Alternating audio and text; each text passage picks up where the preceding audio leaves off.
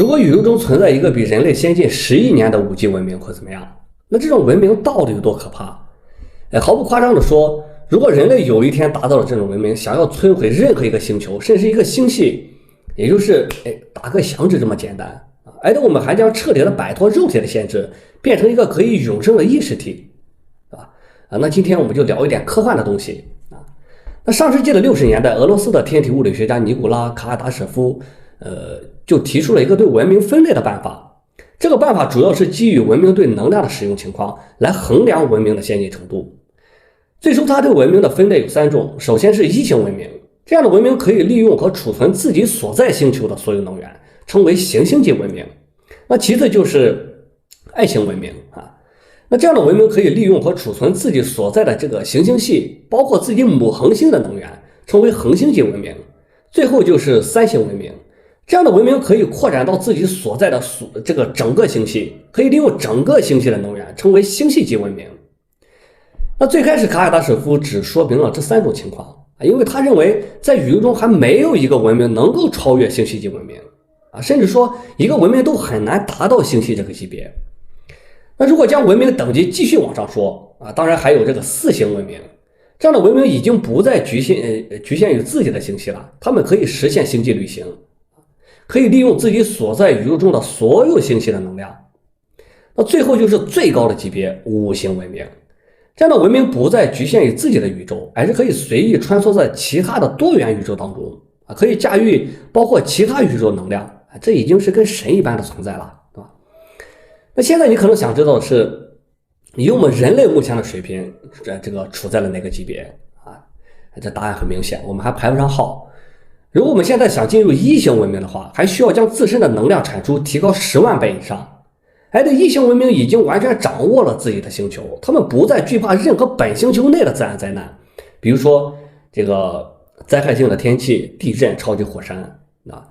而是可以随心所欲的掌控自然。我们人类现在还远远达不到这个级别，对自然灾害的抵抗能力非常的弱。那现在按照现在的发展速度来说的话，我们想要进入1型文明，至少还需要数百年以上的时间，甚至上千年的时间。但是再往上走的话，难度也会呈指数级的增加。那人类想要达到5型文明，不出意外的话，至少需要数10万年的时间，甚至100万年的时间都是有可能的。这人类在发展的过程中还必须要一帆风顺，不能因为一些无法抵抗的灾难中途灭绝。那么以我们现在的想象力，我们不妨就大胆的设想一下，一个5型文明到底是什么样子的。那首先可以肯定的是，5型文明可以在宇宙中随意的旅行那么想要实现星际旅行，很明显这达到光速也不行，因为光速它也是有限的。因此5型文明应该掌握了穿越时空的能力。那以我们现在能够想到的穿越时空最好的办法就是折叠空间产生虫洞它可以最大限度的缩短时空的距离。那这样的能力不仅可以让一个5型文明在自己的宇宙当中来去自如，也能够让他们来到多元宇宙当中的其他宇宙。那其次就是5型文明肯定拥有不可思议的能量输出，意思就是说你在人家跟前放个核弹就跟人家过年放了一个炮是一样的。因为5型文明已经掌握了宇宙中所有的能量，他想摧毁一个星球甚至一个星系也就打个响指这么简单所以说他们的能量来源应该不再是我们常见的物质了，对吧？有可能是反物质或者是利用宇宙中无处不在的暗物质，甚至是暗能量。还有5型文明的科学知识已经达到了顶峰，他们已经对宇宙的运作机制已经了如指掌，甚至可以利用足够的能量去摧毁一个宇宙，然后再重建一个宇宙。他们就是宇宙的工程师，且他们也将不再受限于生老病死，因为他们的技术可以治愈自身的一切问题，修复任何的损伤更加重要的是，一个5型文明还能够以观察者的身份去研究宇宙中其他文明的出现、发展以及他们未来的结局还有就是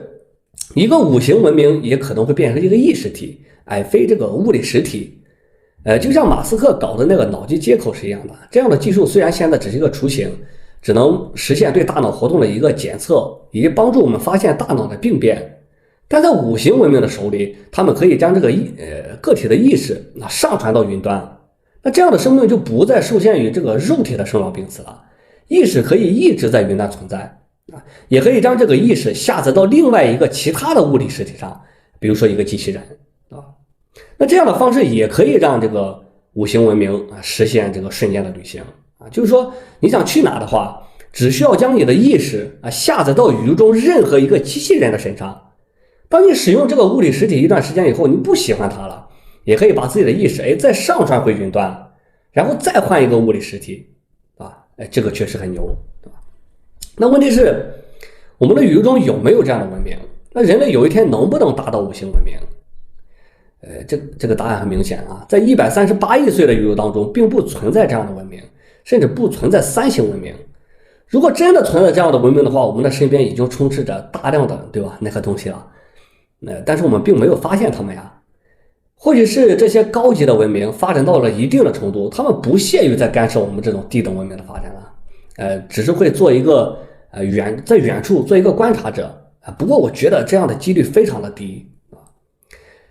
那你说人类会不会发展到五行文明也许会，也许不会，但我认为这个几率也是比较小的，因为时间跨度太长了，几十万年的时间在这期间，人类的发展肯定会遇到这个很多不确定的因素，比如说自然枯竭、战争、环境灾难、小行星的威胁等等，这些因素都会导致我们人类走向灭亡的好，所以最后总结一下地球上的上一代的霸主恐龙在地球上生存了1亿多年，对吧？如果我们人类也能像恐龙这么幸运的话，不说1亿年，给上我们人类5000万年的时间肯定能够干到五行文明。再不行也能混一个三型文明的，对吧？好，那今天的内容就到这里，我是理论科学，点个关注，我们一起学习有趣的科学知识，拜拜。